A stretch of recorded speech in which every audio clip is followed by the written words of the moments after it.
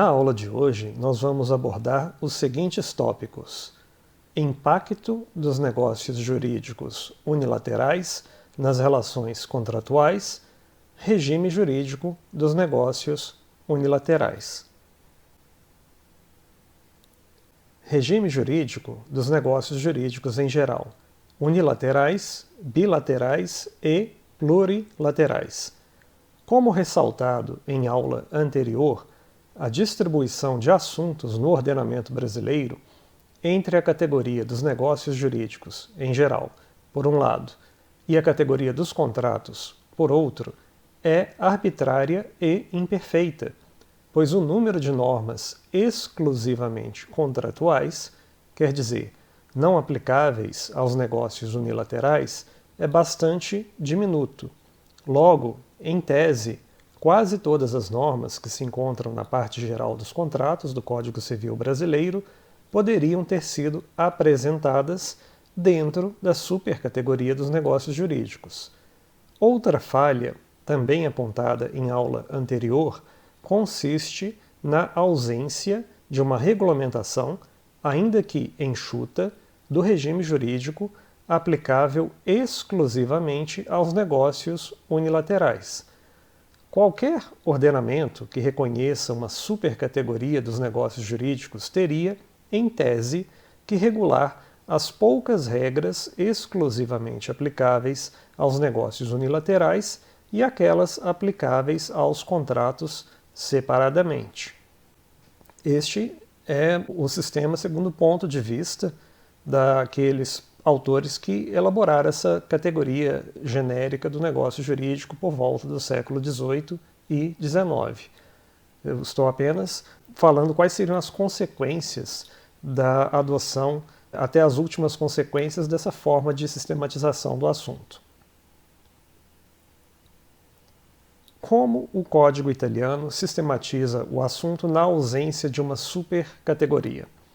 O Código Civil Italiano não reconhece a supercategoria dos negócios jurídicos em geral, uni, bi ou plurilaterais.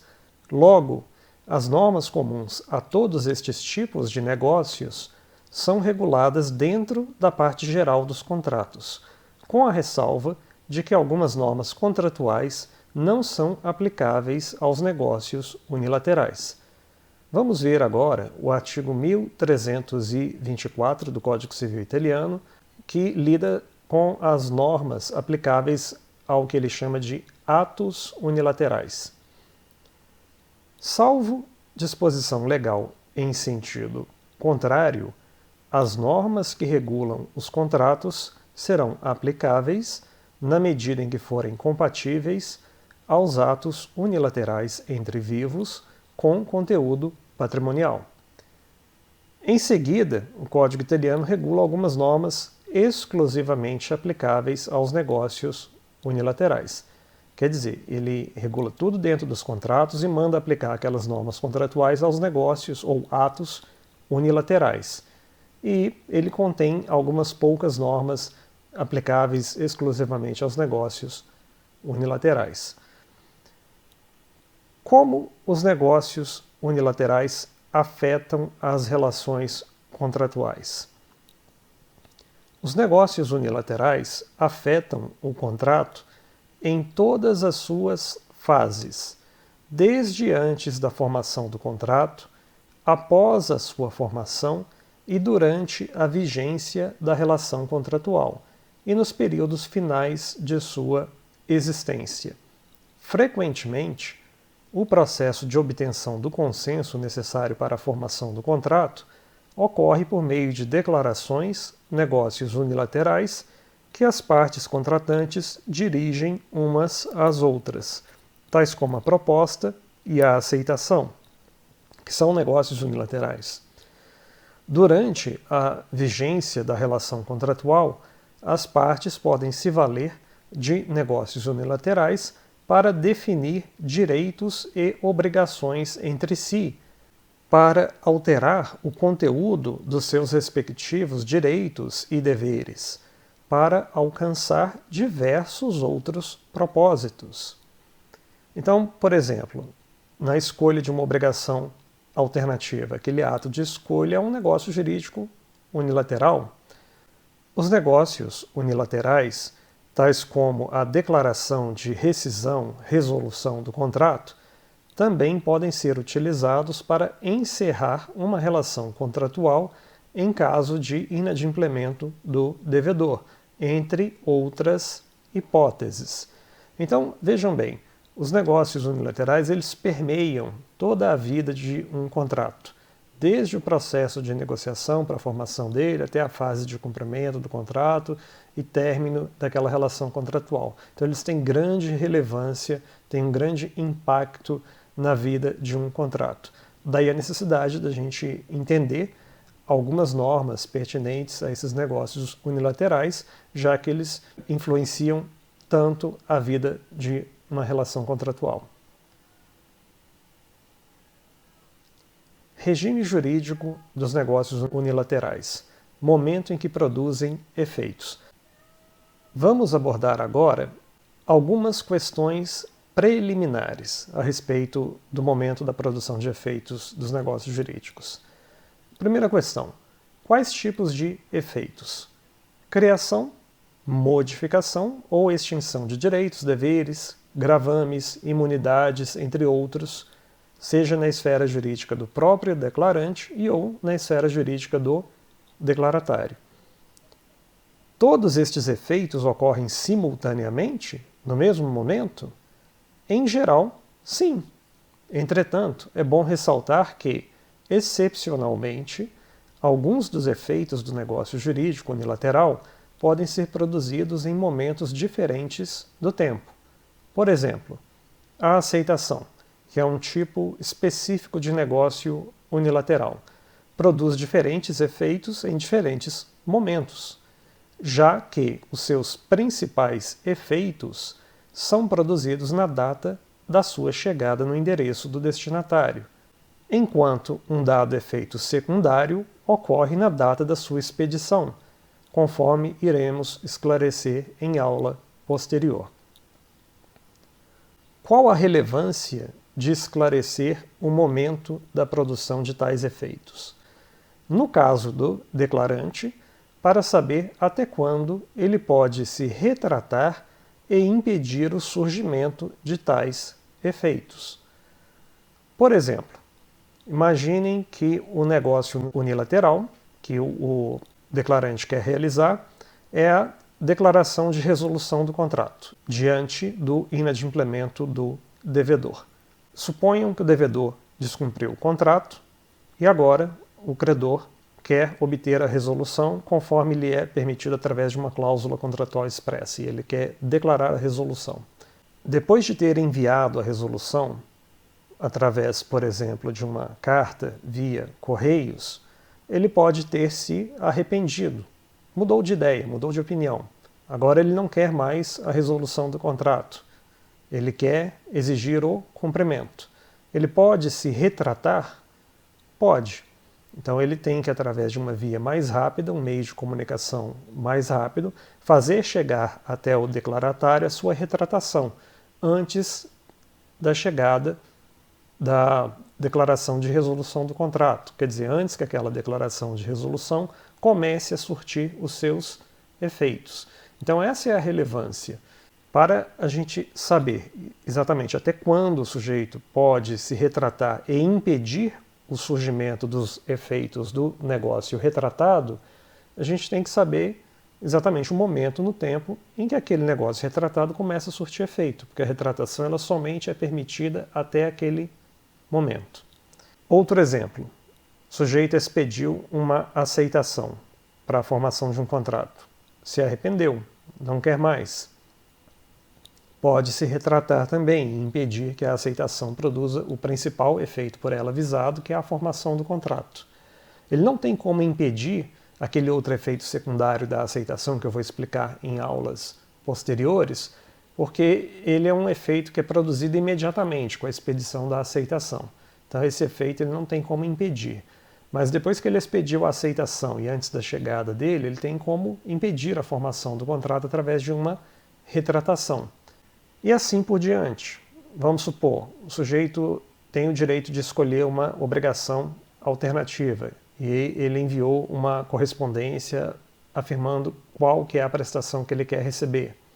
Ele pode mudar de ideia, mudar de opinião, se retratar e impedir que aquele negócio jurídico unilateral produza efeitos, quer dizer, a escolha daquela obrigação alternativa. Agora vamos ver no caso do declaratário. Qual a relevância de esclarecer o momento da produção de tais efeitos? No caso do declaratário, para saber até quando ele pode tomar providências para evitar as consequências negativas da declaração que lhe fora dirigida. Então, se aquela declaração feita pelo declarante produz algum tipo de consequência, efeito negativo na esfera jurídica do declaratário, é relevante a gente descobrir o momento no tempo em que a declaração produz efeitos para saber até quando ele pode tomar alguma providência para impedir que aqueles efeitos se concretizem, como, por exemplo, a purgação da mora por parte do devedor. O credor envia uma correspondência comunicando a resolução do contrato. Antes daquele negócio produzir efeitos, o devedor pode tentar realizar o pagamento. Então, se ele consegue fazer isso é o que a gente chama de purgação da mora por parte do devedor, ele impede que aquela declaração de resolução produza o efeito de extinguir a relação contratual. Então, impede os efeitos daquele negócio jurídico em relação ao declaratário. Então, essa é a relevância sob o ponto de vista do declaratário. Vamos observar agora as opções normativas em relação à questão do momento em que os negócios jurídicos produzem efeitos. Quer dizer, quais são as alternativas disponíveis ao legislador? Ele pode escolher qualquer uma dessas alternativas aí como o momento relevante para a produção de efeitos daquele negócio jurídico unilateral. Antes de tudo, é necessário esclarecer um ponto. Nem sempre existe um lapso temporal entre a confecção, a expedição, a chegada e a ciência da declaração. Uma declaração oral, por exemplo, ao mesmo tempo em que ela é confeccionada, ela é feita, ela é expedida, ela chega ao ouvido do destinatário e o destinatário toma ciência. Então, esses diferentes momentos, eles existem quando a gente utiliza, por exemplo, um meio de comunicação como um e-mail, como uma carta, algum meio de comunicação em que existe um lapso temporal entre a data da confecção, da expedição, chegada e a da ciência da declaração. Eu coloquei uma seta temporal aqui para ilustrar esses diferentes momentos. O primeiro deles, o momento da confecção da declaração. Quer dizer, o legislador poderia dizer que aquele negócio ele começa a produzir efeitos logo que a declaração de vontade ela é feita e o sujeito coloca a data e assina aquele documento, vamos supor. Essa não é uma solução muito boa, porque pode haver incerteza sobre a data da confecção da declaração e isso é uma informação privada, disponível apenas para o declarante, não é algo público. E especialmente não é algo de conhecimento do declaratário. Então, como que uma declaração feita pelo declarante vai começar a fazer efeitos em relação ao declaratário se ele sequer teve a oportunidade de tomar conhecimento dessa declaração? Então, essa opção não é uma opção muito boa. A gente tem uma outra opção, que é o da produção de efeitos no momento da expedição da declaração. Essa daí é uma opção que, de um modo geral, também não é uma opção muito boa, justamente por aqueles mesmos motivos apontados anteriormente. Especialmente o fato de que o declaratário ainda sequer teve a oportunidade de tomar conhecimento daquele negócio jurídico ali. Então, como que ele vai fazer efeitos, vai produzir efeitos em relação àquele destinatário, se ele sequer teve a oportunidade de tomar conhecimento?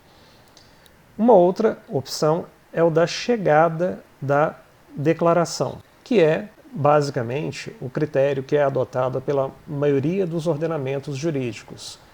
mesmo aqueles ordenamentos jurídicos que não contêm uma regra explícita sobre o assunto, como é o caso do ordenamento jurídico brasileiro. A gente tem também uma outra alternativa, que é a da ciência da declaração. Quer dizer, o negócio produziria efeitos a partir do momento em que o declaratário tomasse ciência da sua existência. É uma opção adequada em circunstâncias muito limitadas, porque ela gera muita incerteza. É difícil produzir prova a respeito de quando o declaratário tomou efetivamente ciência. Em alguns contextos não é fácil a produção de prova. Vamos supor, aquele negócio foi endereçado a um prédio comercial em que há um porteiro com um livro de protocolo. Quando o condômino chega naquele local, ele assina o livro de protocolo confirmando que ele tomou ciência daquela correspondência. Então ali é fácil provar o momento em que o destinatário tomou ciência. Ou então o correio, através da carta com aviso de recebimento. Mas existem outras situações em que é difícil de produzir prova. E o declaratário, ele pode, agindo de má fé, alegar que somente muito tempo depois ele tomou ciência daquele negócio que lhe fora dirigido. Por isso que essa não é uma solução que, de um modo geral, é uma solução boa. Qual seria, então, a melhor solução? Em minha visão, seria uma solução parecida com a solução adotada pelo Código Civil italiano. Vamos ver o que diz o Código Civil italiano. O artigo 1334, que lida com a eficácia dos atos unilaterais, diz o seguinte: os atos unilaterais produzem efeito a partir do momento em que se tornam conhecidos pela pessoa aos quais são destinados. Então, dentro daquele esquema que eu passei no slide anterior, o momento da eficácia é o do conhecimento ou ciência por parte do declaratário. É uma norma que eu falei que pode gerar muita incerteza. Por causa disso, o Código italiano, no dispositivo seguinte, no 1335, ele coloca uma presunção de ciência daquele ato. Observem o que diz o 1335.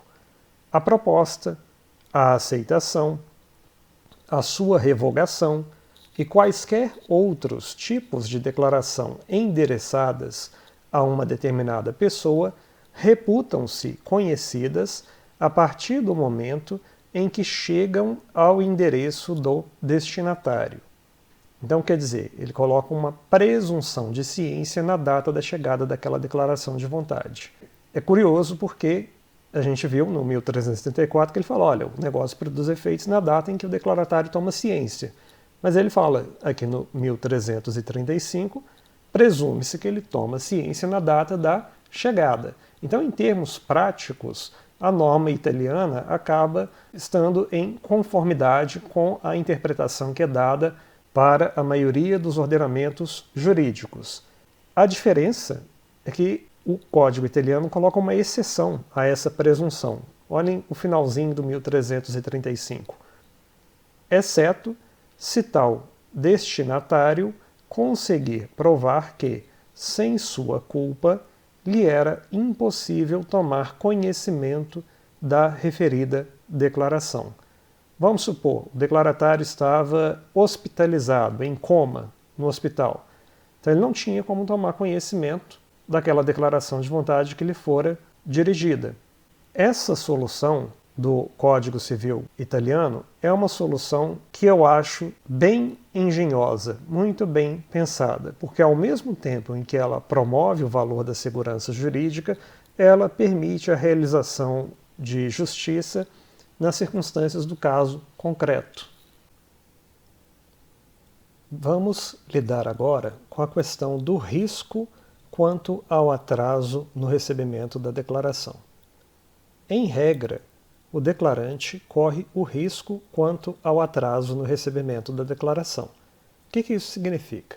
Se aquela declaração de vontade ela tivesse de chegar dentro de um determinado prazo para ela produzir efeitos e ela chega atrasada, então ela não vai produzir os efeitos por ela visados. Quer dizer, o declarante vai se sentir frustrado, porque ele queria a produção daqueles efeitos, e ele não vai conseguir alcançar o seu intento, o seu objetivo. O risco normalmente é atribuído ao declarante.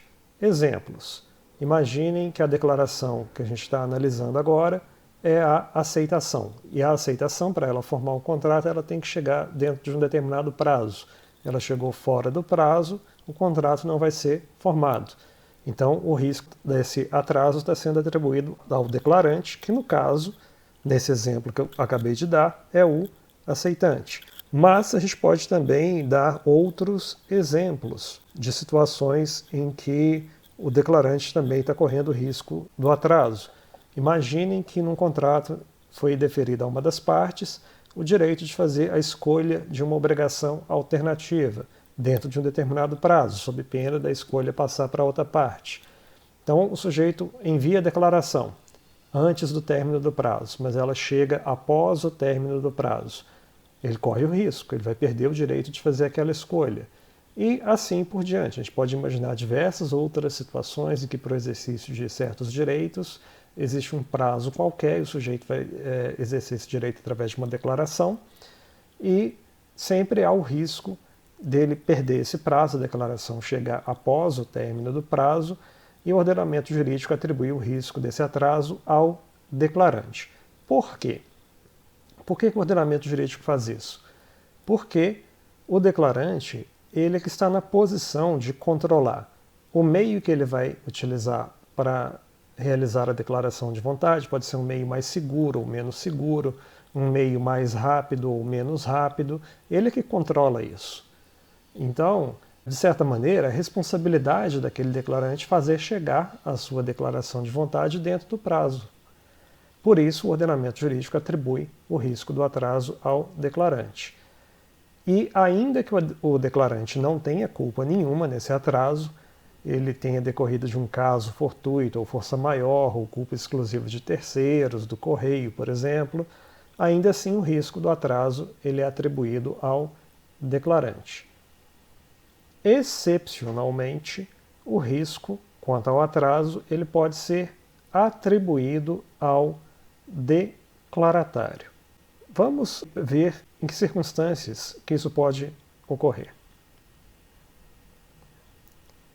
O ordenamento jurídico holandês, por exemplo, ele estabelece, num dispositivo lá do Código Civil, que uma declaração endereçada a uma pessoa determinada somente produz efeitos quando chega a ela.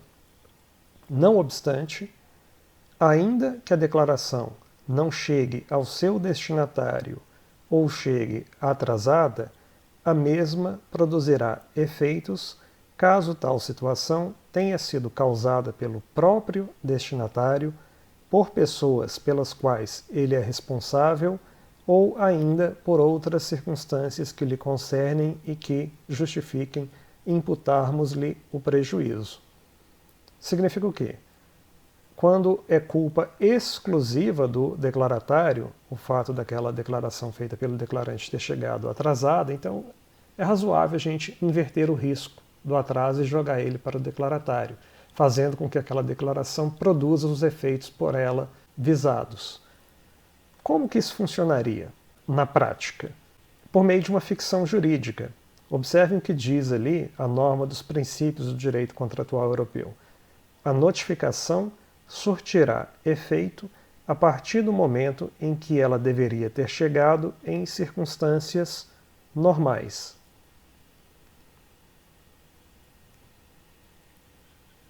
Vejam aqui. Foi expedida a declaração numa determinada data, ela chegou atrasada. Porém, finge-se para todos os efeitos que ela chegou antes do término do prazo, na data em que ela teria chegado em circunstâncias normais, não fosse a culpa do declaratário naquele atraso. Exemplos em que o declaratário teria culpa no atraso. Ele forneceu um endereço de correspondência incorreto. Ele falou, olha, se você quiser fazer essa declaração para mim, envie a correspondência para o endereço X. Só que o endereço que ele forneceu é incorreto. O declarante fez tudo certinho, dentro do prazo, expediu a declaração com antecedência e ela só não chegou dentro do prazo porque o endereço estava incorreto. E isso foi culpa do declaratário. A mesma coisa no caso do endereço eletrônico, de e-mail e outras circunstâncias em que o declaratário foi o responsável por aquele atraso ali. Então, finge-se, para todos os efeitos, que a declaração chegou na data em que ela teria chegado em circunstâncias normais, invertendo-se assim o risco do atraso. Vamos lidar agora com a questão da contagem de prazos fixados em negócios jurídicos. O declarante pode fixar em seu negócio jurídico unilateral, por exemplo, proposta, declaração de resolução, um prazo qualquer para que a outra parte realize algum ato, por exemplo, aceitação, pagamento sob pena de resolução. O próprio declarante pode esclarecer dúvidas e fixar os critérios para a contagem dos referidos prazos. O ordenamento deve fornecer uma norma para esclarecer tais dúvidas sobre a contagem do prazo, não esclarecidas pelo próprio declarante. Nesse caso, a norma fornecida pelo ordenamento funciona como uma norma especial de interpretação. Essa é uma das poucas situações em que tais normas especiais de interpretação são justificáveis, conforme explicaremos mais adiante. Embora a norma interpretativa sobre a contagem de prazos seja mais relevante no contexto dos negócios unilaterais, ela também seria aplicada aos prazos ambíguos fixados em cláusulas contratuais. Logo, em termos estritos, não é uma norma exclusivamente aplicável aos negócios unilaterais. Mas por que eu estou incluindo, então, a exposição dessa norma dentro do regime dos negócios unilaterais? Porque o que normalmente acontece, frequentemente, esse prazo aí ele é fixado no negócio jurídico unilateral. Daí porque eu estou expondo esse assunto dentro do regime jurídico dos negócios unilaterais. O Código Civil Brasileiro apresenta tal norma, mas com uma lacuna grave. Vamos ver o que diz o Código Civil Brasileiro sobre o assunto. Lá no artigo 132, ele diz o seguinte: salvo disposição legal ou convencional em contrário, computam-se os prazos, excluído o dia do começo e incluído o do vencimento. Parágrafo 1º. Se o dia do vencimento cair em feriado, considerar-se-á prorrogado o prazo até o seguinte dia útil. Parágrafo 2º. Meado considera-se em qualquer mês o seu 15º dia. Parágrafo 3º. Os prazos de meses e anos expiram no dia de igual número do dia início, ou no imediato, se faltar exata correspondência. Os prazos fixados por hora contar-se-ão de minuto a minuto. Vejam bem, esse dispositivo ele resolve uma série de dúvidas sobre a contagem de prazos. Vejam bem, o declarante ele poderia ter sanado todas essas dúvidas, ele tem liberdade para fazer isso. Ele pode, na sua declaração, esclarecer os critérios de contagem do prazo que ele fixou. Ele pode fazer isso. Se ele não o fizer e existir algum tipo de ambiguidade, então o legislador colocou o artigo 132 para solucionar essas dúvidas aí. Mas tem uma lacuna grave nesse dispositivo legal, que é a falta de definição do dia do começo. Ele fala excluído o dia do começo, mas ele não define qual que é o dia do começo. E existem diversas opções. Pode ser a data em que foi confeccionada aquela declaração de vontade, pode ser a data em que ela foi expedida, a data em que ela chegou no endereço do destinatário, a data que o destinatário tomou ciência. Qual exatamente que é o dia do começo? Então, o credor, imaginem que ele notificou o devedor falando para ele, olha, eu te concedo 3 dias para você cumprir a sua obrigação sob pena de ocorrer a resolução do contrato. E não falou como vão ser contados aqueles 3 dias. A gente sabe que é excluído o dia do começo na contagem. Mas qual é o dia do começo? A data em que ele assinou aquele documento, a data em que ele expediu, a data em que o documento chegou no endereço do destinatário, a data em que o destinatário tomou ciência. O código simplesmente não diz. Caso o documento enviado possua uma data e o emitente não tenha esclarecido o método de contagem do prazo, é possível que existam dúvidas se o mesmo começa a correr a partir da data do documento, da data do envio do documento ou da data do seu recebimento. A maioria dos ordenamentos europeus não regula explicitamente a questão, assim como o brasileiro, sendo o problema resolvido por meio de interpretação. É provável, na maioria das circunstâncias, que a interpretação seja no sentido de que o início do prazo ocorrerá com o recebimento da declaração de vontade. Então, vamos dar um exemplo. Suponha que a declaração concedendo um prazo de 10 dias chegou no endereço do declaratário no dia 12 de maio. Qual vai ser, então, a contagem do prazo? A gente vai excluir o dia do começo, dia 12. Então, começa a contar a partir do dia 13. 13, 14, 15, 16, 17, 18, 19, 20, 21, 22. Esse vai ser o quê? O dia do término. O prazo vai expirar no dia 22 de maio, aquele prazo de 10 dias. Supondo-se que o dia do começo é o dia da chegada daquela declaração, que é o que normalmente vai ser entendido, vai ser o entendimento é esse. O legislador, na minha visão, deveria ter definido explicitamente o dia do começo para evitar controvérsias, evitar dúvidas. Se o legislador não quisesse fazer isso através de uma regra rígida, ele poderia ao menos colocar uma presunção. Presume-se, salvo na hipótese de indícios em sentido contrário, que o dia do começo é o dia da chegada da declaração de vontade. Isso seria uma maneira de colmatar aquela lacuna na legislação brasileira sobre o assunto. Uma questão interessante é a de como os prazos são contados.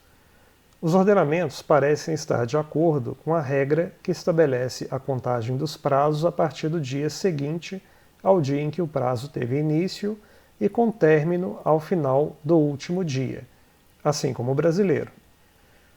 Ou seja, o prazo começa a correr às 0 horas e 0 minutos do dia seguinte ao do seu início e termina às 24 horas e 0 minutos do último dia.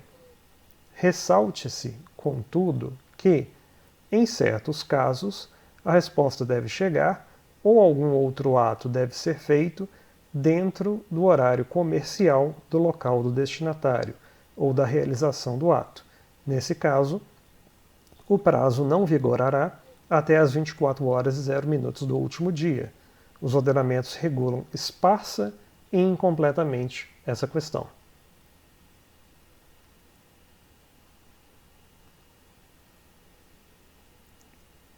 Vamos lidar agora com a questão da interpretação das declarações de vontade. Por que falar em interpretação das declarações de vontade unilaterais e não em interpretação do contrato?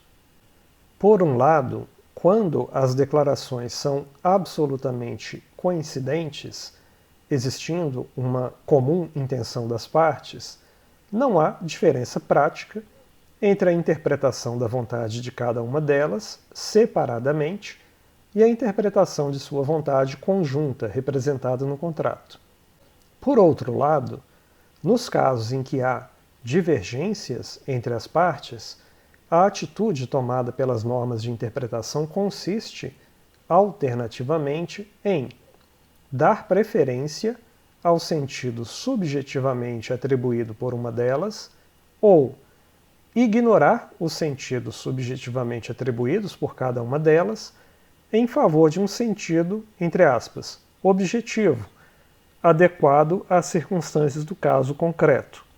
Nesta última hipótese, o que convencionalmente chamamos de interpretação do negócio unilateral ou do contrato se parece muito mais com uma complementação das lacunas do contrato, já que faltou acordo subjetivo sobre o ponto controvertido, e a fonte da cláusula contratual não é propriamente a vontade de qualquer uma das partes, seus negócios jurídicos unilaterais, mas o ordenamento jurídico.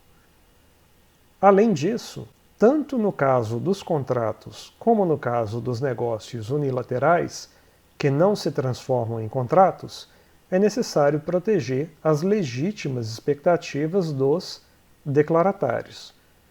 Por isso que eu estou incluindo esta matéria dentro do regime jurídico dos negócios unilaterais e não dentro da parte geral dos contratos. Nós temos que lidar agora com um outro problema relacionado à interpretação das declarações de vontade, que é a questão de como distinguir entre normas gerais e normas especiais de interpretação. Eu vou citar agora um trecho de um artigo do jurista Melvin Aaron Eisenberg sobre o assunto. Ele diz o seguinte: normas especiais de interpretação são aquelas que, abre aspas, fornecem uma interpretação padronizada e objetiva de certos tipos de expressão, ou que reduzem ou alteram as variáveis que seriam relevantes para a determinação do sentido de certos tipos de expressão, caso as normas gerais fossem aplicadas ao caso concreto. Fecha aspas. Como exemplo de norma especial, é possível citar aquela que diz que, salvo estipulação expressa em outro sentido, os pesos e medidas mencionados no contrato são aqueles do lugar do cumprimento da obrigação. Código Civil Brasileiro, artigo 326. No estado de São Paulo, um alqueire de terra equivale a 2,42 hectares. Em Minas Gerais, ou em qualquer outro estado do país, o alqueire equivale a 4,84 hectares. Então, vamos supor, as partes, um residente em Minas Gerais, o outro residente na Bahia, querem celebrar entre si um contrato de compra e venda de uma fazenda localizada em São Paulo. Suponham que eles fizeram referência, no seu contrato, às medidas daquela fazenda em alqueires. Surge uma dúvida, se não foi esclarecido na própria cláusula contratual, porque isso pode ter sido esclarecido na cláusula, mas vamos supor que as partes não esclareceram se elas estavam fazendo referência ao alqueire conforme entendido em Minas Gerais, conforme entendido na Bahia ou conforme entendido em São Paulo. A fazenda fica localizada em São Paulo, mas o comprador e o vendedor são de Minas Gerais e da Bahia. Em relação a qual medida de alqueire eles estão fazendo referência no seu contrato? Há uma ambiguidade aqui, que clama pelas normas de interpretação. E aqui entra o artigo 326 como uma norma especial de interpretação. Especial por quê? Porque ele coloca uma camisa de força no juiz. Ele restringe as opções interpretativas do juiz.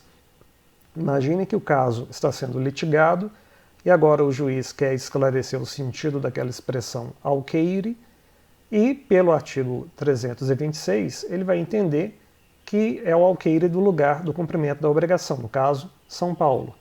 Seria uma solução diferente, por exemplo, do emprego de normas gerais de interpretação. Por essas normas gerais, o juiz teria ampla liberdade para atribuir o sentido mais razoável para aquela expressão ambígua.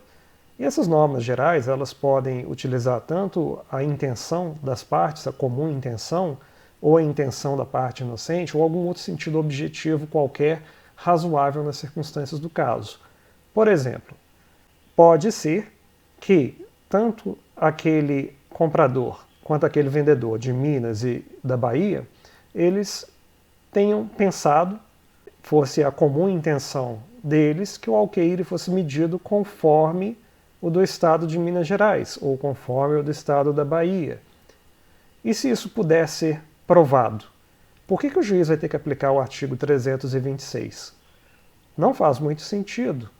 Se é possível descobrir qual que era a comum intenção das partes, através de provas e indícios, o razoável é fazer uma interpretação de acordo com a comum intenção das partes, porque isso vai respeitar a autonomia privada das partes contratantes e reduzir os custos de transação.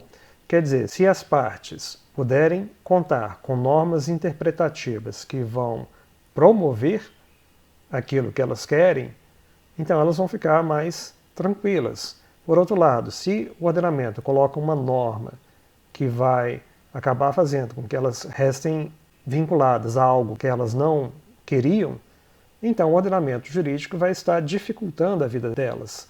Elas vão querer contornar aquela norma do ordenamento jurídico de alguma maneira. Por isso que essas normas especiais de interpretação, elas não são muito justificáveis, porque elas são muito rígidas, elas colocam uma camisa de força no juiz, não permitem ele atribuir o sentido mais razoável para aquela expressão ambígua. Outro exemplo.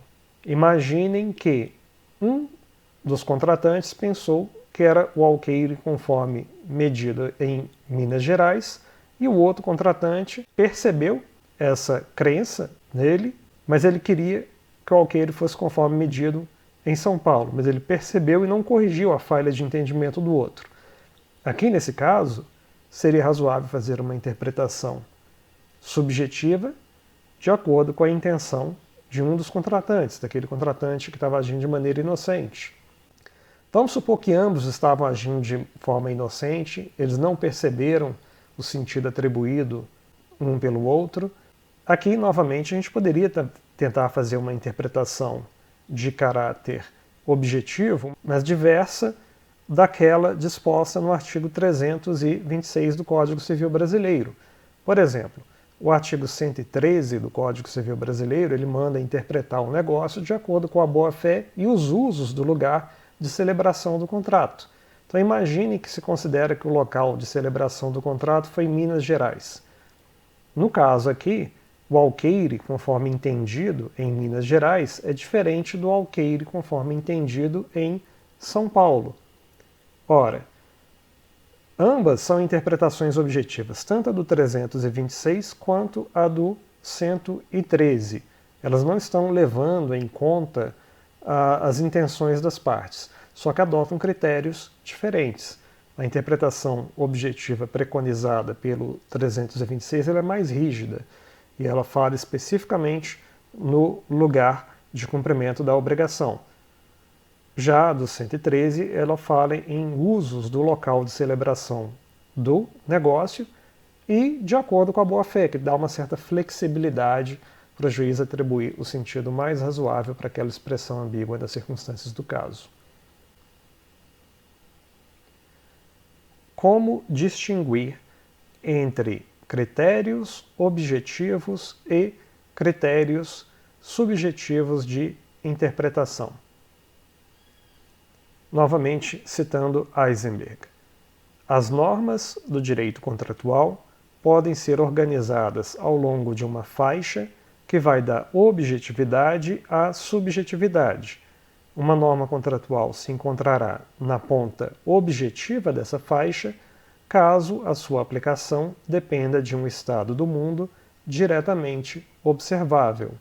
Uma norma contratual se encontrará na ponta subjetiva, caso a sua aplicação dependa de um estado mental. Como exemplo de norma geral de interpretação que emprega critérios subjetivos, podemos citar o artigo 112 do Código Civil Brasileiro. Como exemplo de norma geral de interpretação que emprega critérios objetivos, podemos citar o artigo 113, caput, do Código Civil Brasileiro. Eu elaborei aqui um esquema para a gente entender aquelas distinções realizadas pelo Eisenberg. Então, existiriam normas gerais de interpretação que empregam critérios subjetivos. Esses critérios subjetivos podem ser de acordo com a comum intenção das partes, declarante e declaratário, ou de acordo com o sentido atribuído pela parte inocente. Ou a gente pode ter normas gerais de interpretação que empregam critérios objetivos gerais. Isso por um lado. Por outro lado, a gente teria aquelas normas especiais de interpretação que empregam critérios objetivos específicos. De um modo geral, essas normas especiais de interpretação são dificilmente justificáveis.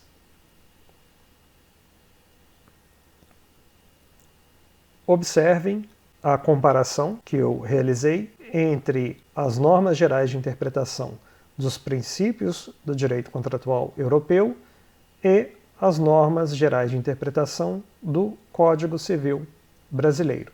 Vamos começar a leitura com o dispositivo do PECL. Inciso número 1.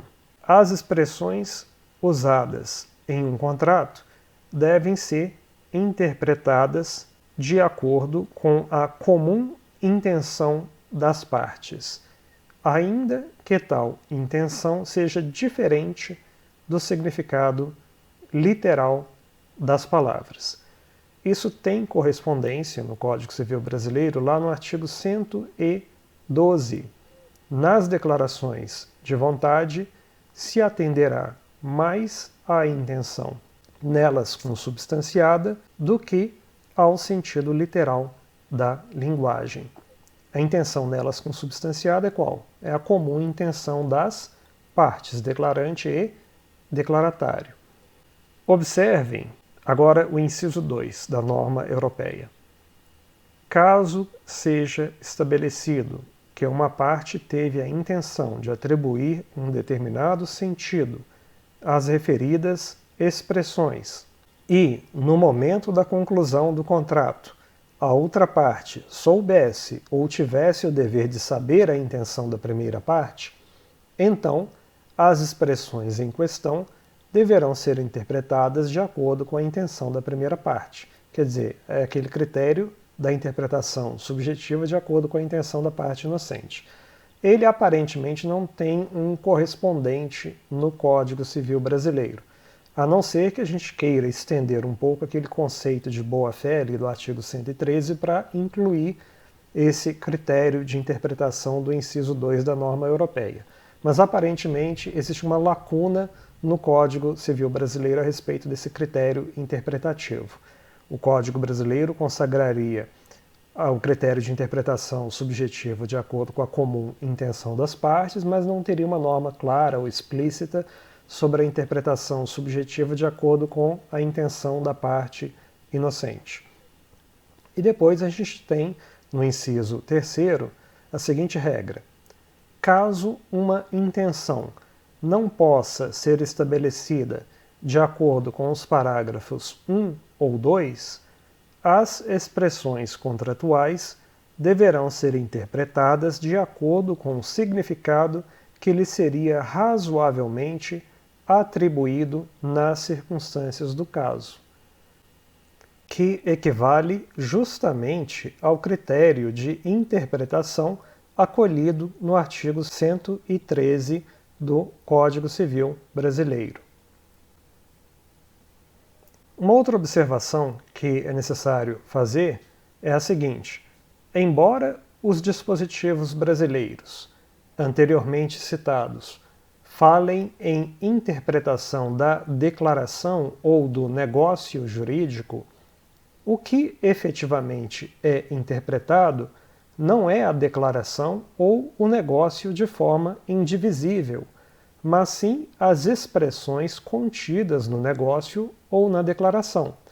Observe-se que a abordagem interpretativa a ser adotada, subjetiva, segundo a intenção de uma ou ambas as partes, ou objetiva, não tem de ser a mesma em relação a todos os termos contratuais, mas pode variar em relação a cada termo a ser interpretado.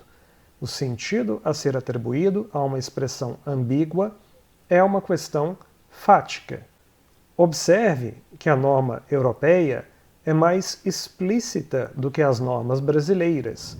Existe uma hierarquia entre os critérios de interpretação. Primeiro, tenta-se provar uma suposta intenção subjetiva comum entre as partes. Depois, tenta-se provar o sentido subjetivamente atribuído à expressão ambígua pela parte inocente. Finalmente, se o emprego dos critérios anteriores não foi possível, tenta-se esclarecer o sentido objetivo da expressão ambígua, que também é uma questão fática a ser provada. Vejam bem, as normas brasileiras, o 112 e o 113, eles não esclarecem qual deles tem prioridade, tem precedência. De fato, o 112 ele tem precedência. Primeiro tem que tentar aplicar o 112. Se não der certo, a gente tenta aplicar então o 113. Essa prioridade, essa hierarquia entre os critérios interpretativos está muito claro na norma europeia, mas não está claro no ordenamento jurídico brasileiro. Mas a gente tem que pressupor essa hierarquia entre esses critérios interpretativos. Por quê? Porque essa é a melhor maneira para a gente respeitar a autonomia privada das partes e reduzir os custos de transação. Vamos ver agora uma ilustração da aplicação das normas interpretativas que acabamos de expor. Para ilustrar, podemos ver o seguinte caso litigado na Alemanha. As partes contratantes, provenientes de diferentes países do norte da Europa, celebraram na Alemanha um contrato para a compra e venda de Hackjörnskud.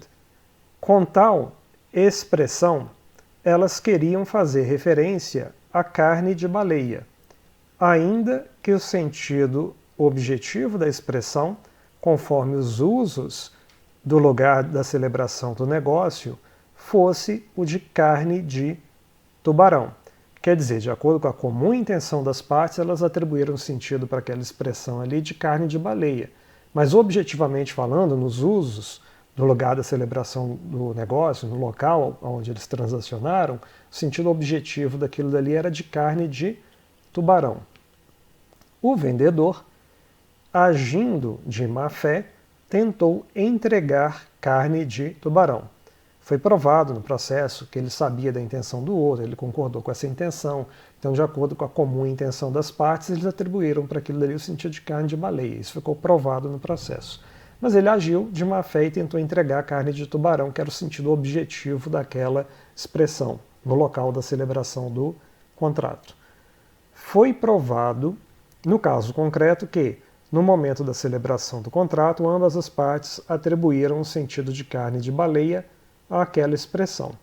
Se o juiz não tivesse condições de estabelecer tal sentido subjetivo comum, ele teria de analisar as provas sobre o sentido subjetivamente atribuído à expressão controvertida pela parte inocente. Caso isso também não fosse possível, então ele poderia, talvez, tentar fazer uma interpretação objetiva.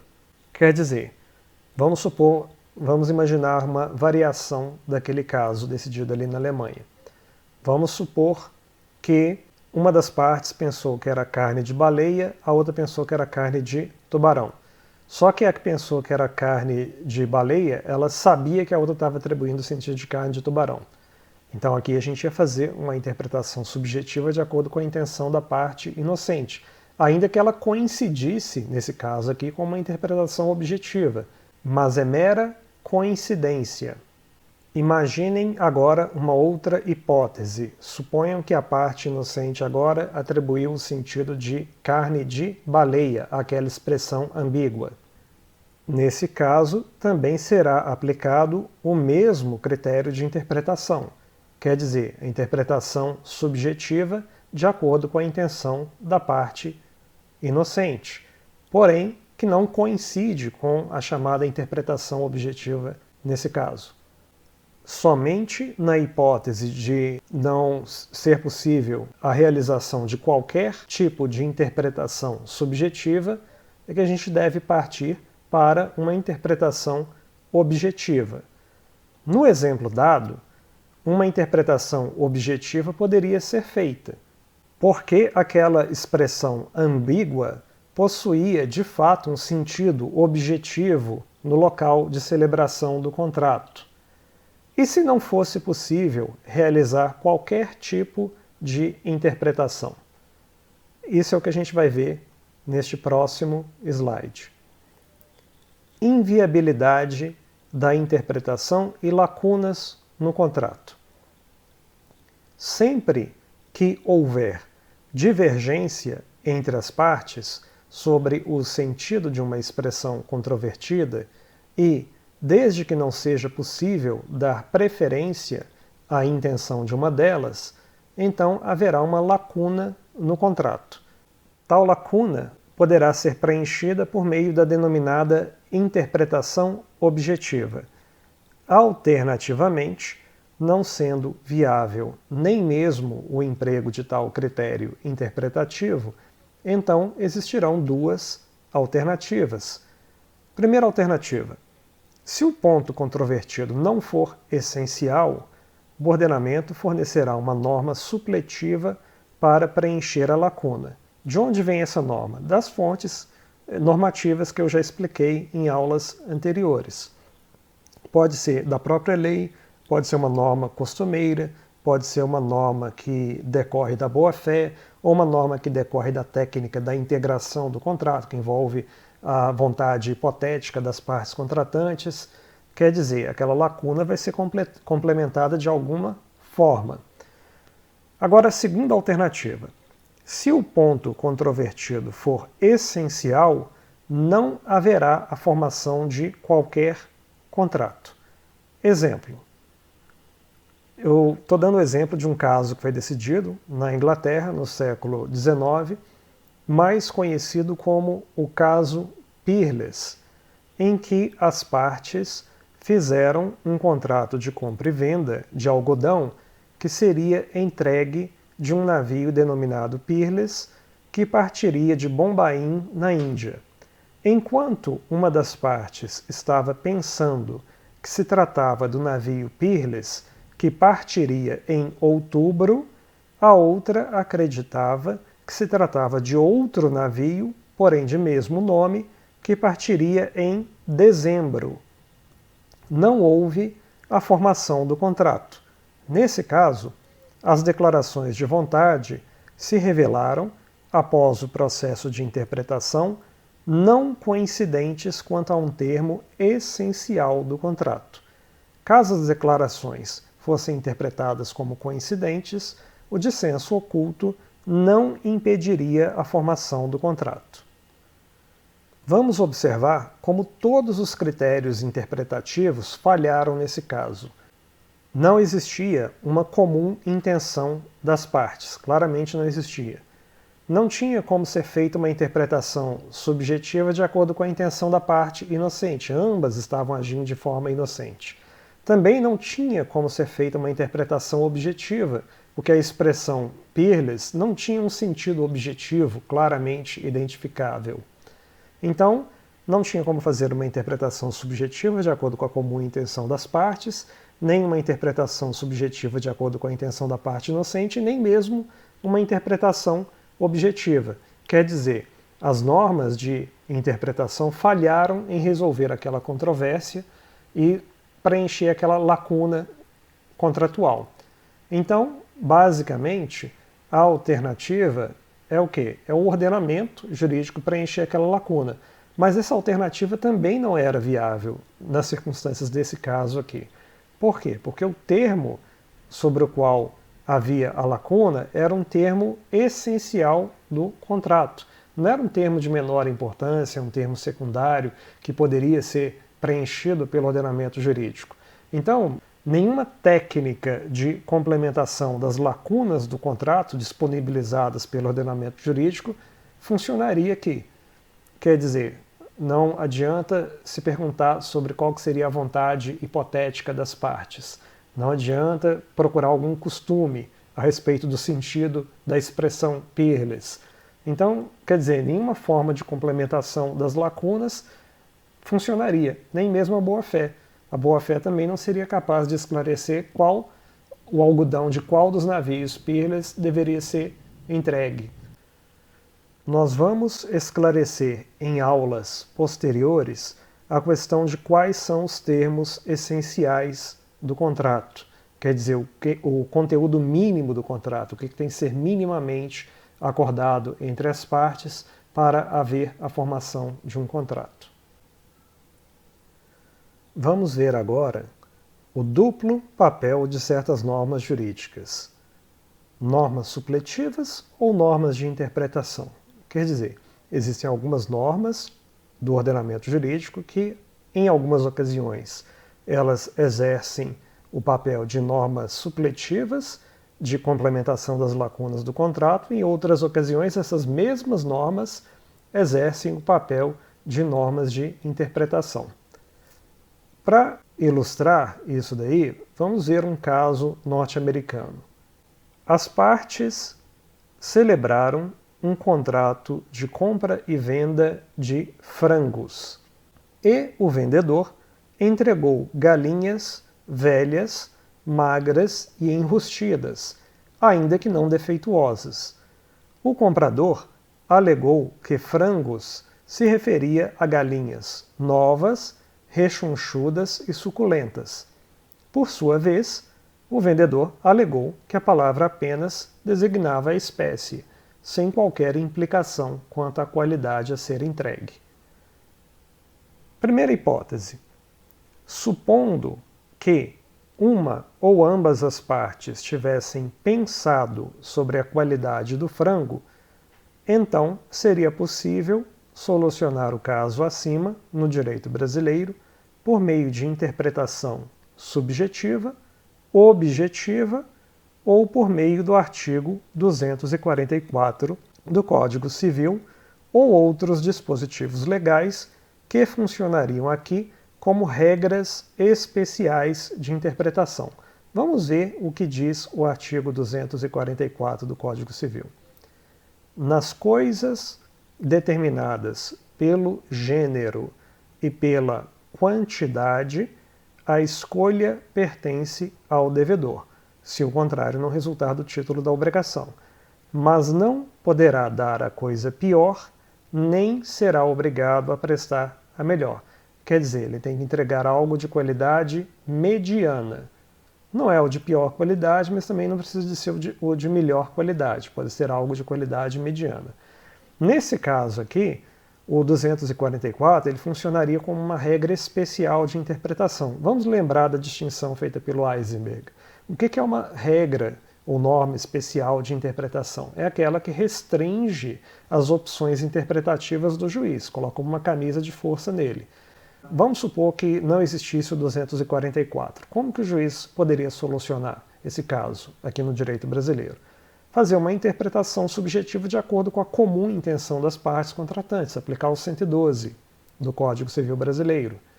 Nesse caso aqui, teriam que ser reunidas provas para tentar esclarecer se ambas as partes, no momento da celebração do contrato, atribuíram um determinado sentido para aquela expressão ali, englobando a qualidade daquele frango a ser entregue. Será que ambas entenderam que era um frango de melhor qualidade ou era um frango de pior qualidade? Então o juiz vai observar, por exemplo, o preço que foi cobrado naquele contrato. O juiz vai observar transações anteriores entre as partes. O juiz pode observar costumes locais naquele ramo do comércio ali. Então o juiz ele pode utilizar diversos indícios para tentar adivinhar qual que teria sido a comum intenção das partes na data da celebração daquele contrato. E a comum intenção das partes pode ser qualquer uma. Pode ser que elas tivessem a comum intenção de fazer uma compra e venda de um frango de pior qualidade, ou um frango de qualidade mediana, conforme está estipulado aqui no 244, ou então o de melhor qualidade. Vamos supor que o vendedor, ele, para convencer o comprador a adquirir o frango, ele havia fornecido uma amostra de altíssima qualidade. Então, quer dizer, ele deu a entender que ele estava se comprometendo a entregar um frango de melhor qualidade. E o comprador teve o mesmo entendimento, isso era a intenção subjetiva comum das partes. Então pode ser em qualquer sentido. O juiz tem ampla liberdade de escolha para atribuir o sentido da intenção comum das partes. E se isso não for possível de ser feito? O juiz poderia tentar fazer uma interpretação de acordo com a intenção subjetiva da parte inocente, que podia ser também em qualquer um desses sentidos. A parte inocente poderia ser tanto o comprador quanto o vendedor, e a parte inocente poderia ter pensado tanto num frango de pior qualidade, quanto num frango de qualidade mediana ou de melhor qualidade, não importa. Também é bastante flexível, tem um amplo leque de possibilidades interpretativas de acordo com esse critério da interpretação subjetiva, de acordo com a intenção da parte inocente. Finalmente, se não tem como fazer uma interpretação subjetiva, de acordo com a comum intenção das partes, de acordo com a intenção da parte inocente, o juiz também teria outros critérios objetivos de interpretação. Por exemplo, ele poderia observar quais que eram os costumes no local de celebração daquele contrato, para ver qual que era a qualidade esperada do frango naquele contexto ali. Nesse caso aí, seria o quê? Também bastante flexível e seria uma interpretação objetiva, né, por meio daquela regra geral que atribuiria o sentido mais razoável nas circunstâncias do caso. O que o 244 faz? Ele restringe todas essas opções do juiz e fala, não, tem que entender que é aquele frango de qualidade mediana que tem que ser entregue. Então, nesse contexto, o 244 ele funcionaria como uma regra especial de interpretação. Agora vamos para a segunda hipótese. Supondo que as partes não tivessem sequer cogitado, no momento da formação do contrato, sobre a qualidade do frango, então seria possível solucionar o caso acima, no direito brasileiro, por meio de alguma técnica de complementação do contrato, como a boa-fé objetiva, ou por meio do artigo 244 do Código Civil, ou outros dispositivos legais que funcionariam aqui como regras supletivas de complementação das lacunas do contrato. Lembrando que a complementação das lacunas do contrato pelo ordenamento jurídico pode se dar de diversas maneiras. Pode ser por meio da técnica da integração. O juiz vai se perguntar qual seria a vontade hipotética das partes contratantes sobre aquele ponto omisso. Então, o juiz poderia se perguntar, será que as partes teriam concordado em entregar um frango de qualidade pior, ou um frango de qualidade mediana, ou de melhor qualidade? Qual que teria sido a vontade hipotética das partes? E aí o juiz vai complementar aquela lacuna utilizando a técnica da integração, ou utilizando a boa-fé. O que a boa-fé demanda naquele contexto? Entregar um frango de pior qualidade, de qualidade mediana ou de melhor qualidade. E aí ele vai complementar aquela cláusula contratual faltante utilizando a norma derivada da boa-fé. E assim por diante. O 244 é, no caso aqui, a norma que é fornecida pelo legislador. É uma norma supletiva de complementação daquela lacuna contratual, nesse contexto. Nesse contexto, o 244 está funcionando como uma norma supletiva de complementação das lacunas do contrato. Em suma, uma mesma norma, em algumas situações, ela assume o papel de uma regra especial de interpretação, em outras situações, ela assume o papel de uma regra supletiva, de complementação das lacunas do contrato. Eu já expliquei que essas normas especiais, elas são dificilmente justificáveis. Se a gente tem como fazer uma interpretação de acordo com algum outro critério, é preferível do que a gente utilizar essas normas especiais de interpretação. E nesse caso aqui, eu acredito também que em relação à complementação da lacuna do contrato, seria algo parecido. Se é possível a gente complementar essa lacuna de uma forma mais razoável do que aquela preconizada pelo artigo 244 do Código Civil, Então seria o caso da gente dar preferência para a complementação daquela lacuna por meio de uma outra técnica de complementação da lacuna do contrato, que não a aplicação do artigo 244. Eu quero fazer algumas observações agora sobre as inovações trazidas pela Lei nº 13.874 de 2019. Ela determinou a inclusão do parágrafo 1º e do parágrafo 2º ao artigo 113 do Código Civil Brasileiro, aquele artigo que coloca aquelas normas gerais de interpretação sob um ponto de vista objetivo, com critérios objetivos de interpretação. Observem o que diz o parágrafo 1º desse artigo 113. A interpretação do negócio jurídico deve lhe atribuir o sentido que, inciso 1º, for confirmado pelo comportamento das partes posterior à celebração do negócio. Inciso 2º, corresponder aos usos, costumes e práticas do mercado relativas ao tipo de negócio. Inciso 3º, corresponder à boa-fé. Inciso 4º, for mais benéfico à parte que não redigiu o dispositivo, se identificável.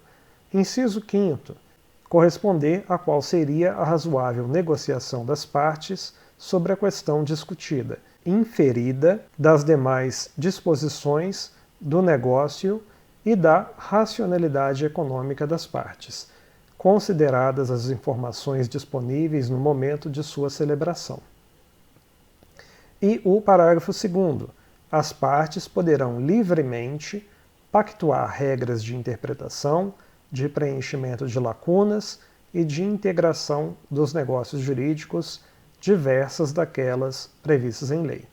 As observações que eu fiz. É criticável o uso de orientações específicas ao juiz, como nos incisos 1, 2, 4 do parágrafo 1º, sendo mais razoável a abordagem do Peckl, que manda interpretar as expressões controvertidas de acordo com o significado que lhe seria razoavelmente atribuível nas circunstâncias do caso. Vamos ilustrar aqui o inciso 1º. A interpretação do negócio jurídico deve lhe atribuir o sentido que for confirmado pelo comportamento das partes posterior à celebração do contrato, a celebração do negócio ou contrato. Observem que isso daí entra em franca contradição com cláusulas contratuais que dizem, por exemplo, que atos de tolerância não devem ser entendidos como renúncia a direitos.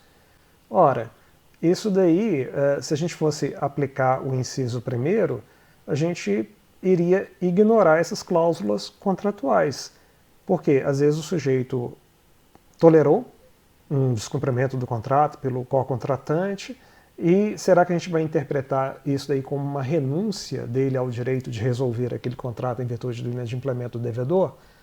Será que a gente deve interpretar dessa maneira? Não sei. Então, não me parece muito razoável essas orientações colocadas aí pelo legislador.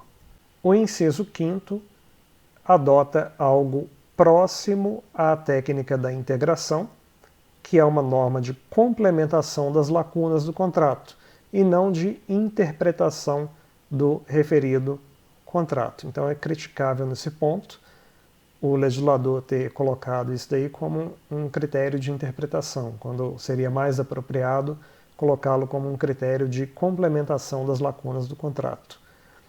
E, finalmente, o parágrafo 2º merece aplausos por promover o respeito à autonomia privada das partes. Outros assuntos. Observe-se que um curso completo sobre o regime jurídico dos negócios unilaterais deveria incluir também, ao menos, os seguintes temas: poder de representação, condições, termos e encargos. Ainda que tais normas sejam aplicáveis também aos contratos, o seu local mais apropriado me parece ser o regime jurídico dos negócios unilaterais. O poder de representação, por exemplo, frequentemente é concedido por meio de negócios jurídicos unilaterais. Finalmente, uma última questão antes de encerrarmos a nossa aula.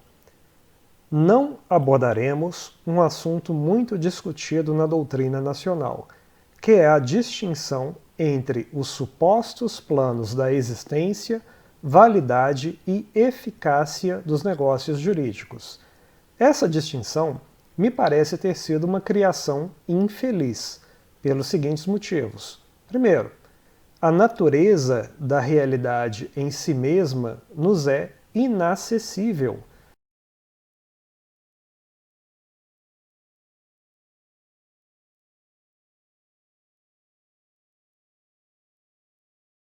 Aquilo que chamamos de ser, que consideramos como fatos ou algo existente, é sempre construído por nosso sistema cognitivo.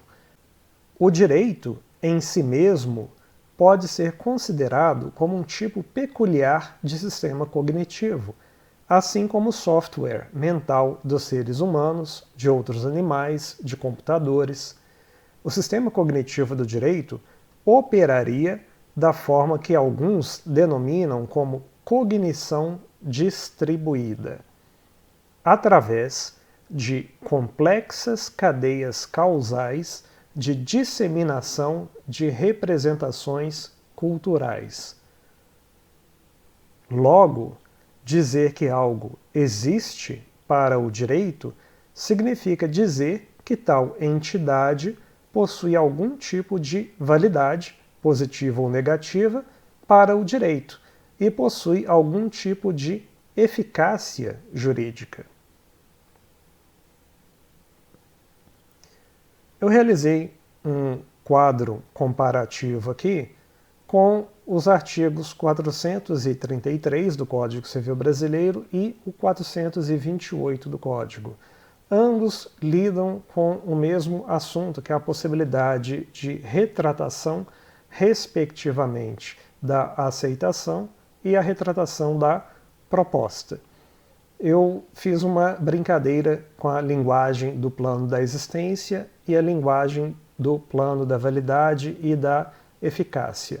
Notem que, no caso da retratação da aceitação, o Código Brasileiro aborda o assunto sob o ponto de vista do plano da existência. Quer dizer, se chega, antes da chegada da aceitação, chegar uma retratação da aceitação, o artigo 433 diz o seguinte: considera-se inexistente a aceitação se antes dela ou com ela chegar ao proponente a retratação do aceitante. Quer dizer, quando a aceitação chegar, então eu enviei uma aceitação, me arrependi, por um meio de comunicação mais rápido eu envio a retratação chega primeiro. Quando chegar a aceitação, o código fala que ela é considerada como inexistente. Quer dizer, ele adota a linguagem do plano da existência. Ele poderia adotar uma outra linguagem? Poderia. Vamos ver como é que ficaria a linguagem do plano da validade. Considera-se inválida, nula, a aceitação se antes dela ou com ela chegar ao proponente a retratação do aceitante. Como ficaria a mesma norma redigida na linguagem do plano da eficácia? Considera-se ineficaz a aceitação se antes dela ou com ela chegar ao proponente a retratação do aceitante. Notem que, em termos práticos, não existe diferença nenhuma. Tanto faz eu dizer que considera-se a aceitação como inexistente, ou como inválida, no caso aí nula, ou como ineficaz. A consequência prática é a mesma. É como se aquela aceitação não existisse para o direito. É como se ela não fosse um fato jurídico relevante. Observem agora a possibilidade de retratação da proposta.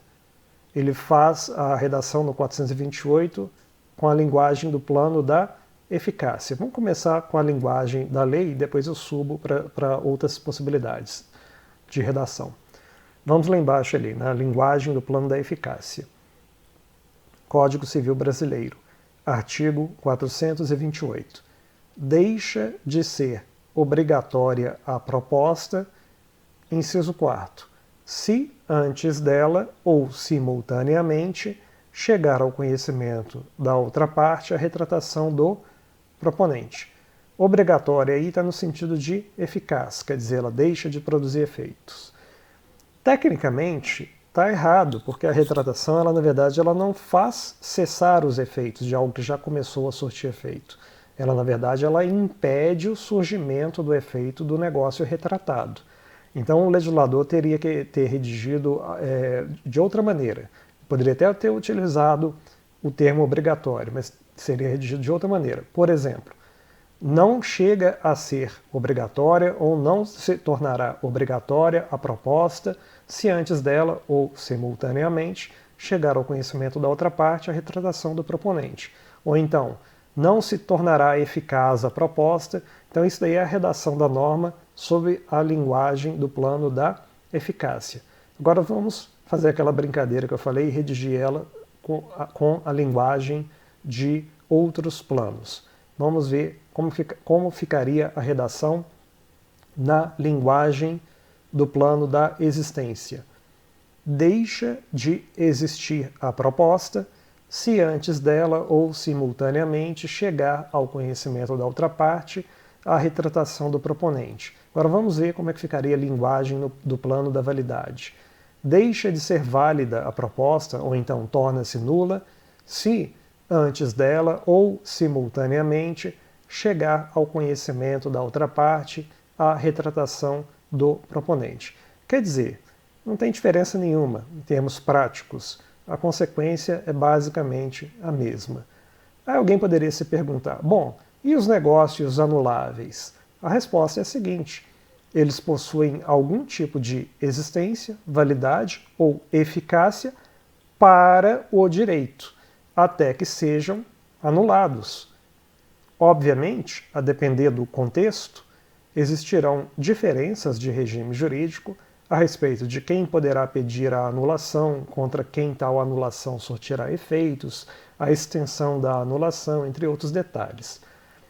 Observem que, no caso aqui da possibilidade de anulação daquele negócio por algum vício do consentimento, o negócio ele é plenamente válido, eficaz, existente, até o momento em que ele vier a ser anulado, que aí ele deixa de existir, deixa de ser válido, deixa de ser eficaz. O que eu estou querendo dizer?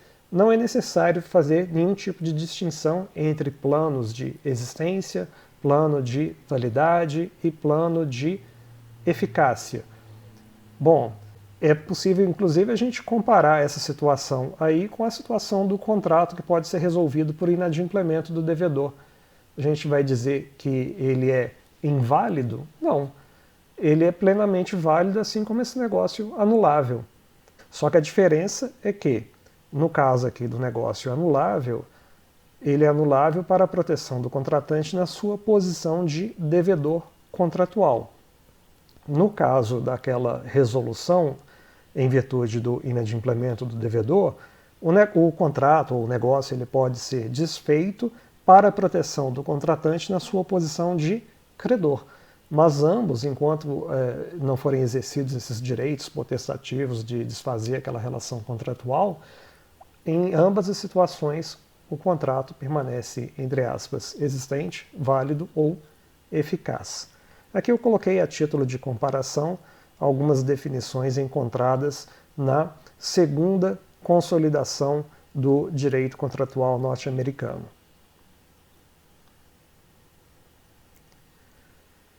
Fatos para o direito e o direito como fato para os humanos.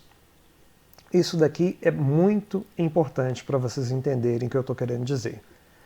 Fatos jurídicos são aquelas entidades relevantes para o direito considerado como um sistema cognitivo.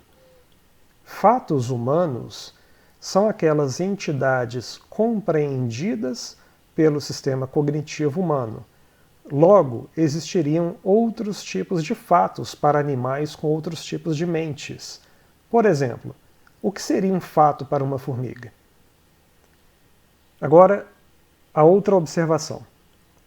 Os seres humanos, ao mesmo tempo em que fazem parte como nódulos do sistema cognitivo do direito, também possuem o seu próprio sistema cognitivo.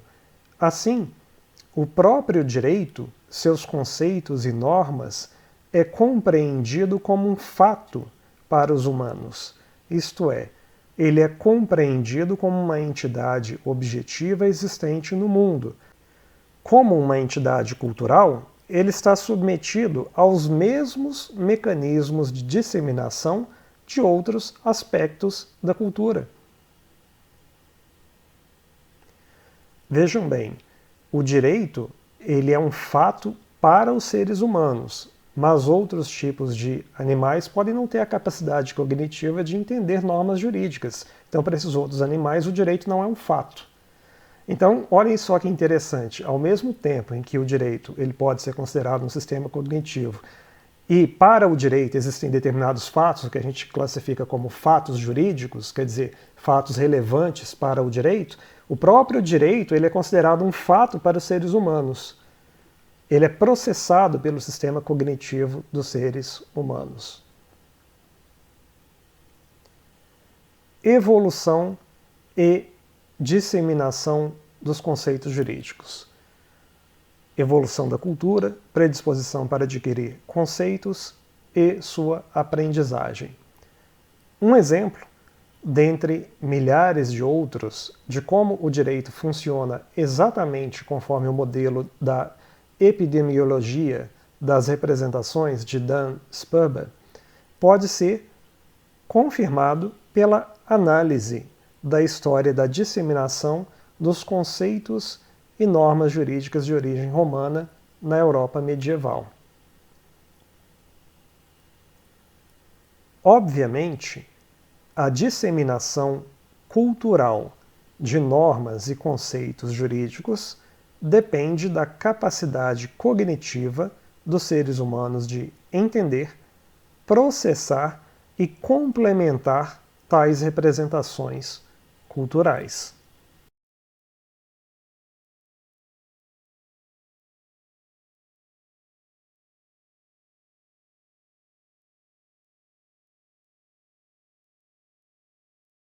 Em outras palavras, as normas, sejam elas normas morais, normas sociais informais ou normas jurídicas, elas não teriam como existir se os seres humanos não tivessem a capacidade de entender o que é uma norma, o que é uma obrigação, o que é um direito, o que é um dever. Então é necessário que o nosso equipamento mental esteja predisposto, tenha a capacidade de entender estes tipos de conceitos.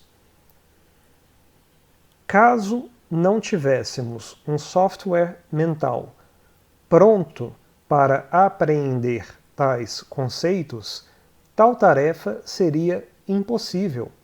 Por exemplo, um autista, devido a falhas em seu software mental, simplesmente não consegue compreender o conceito de outras mentes, outras pessoas que possuem intenções e desejos.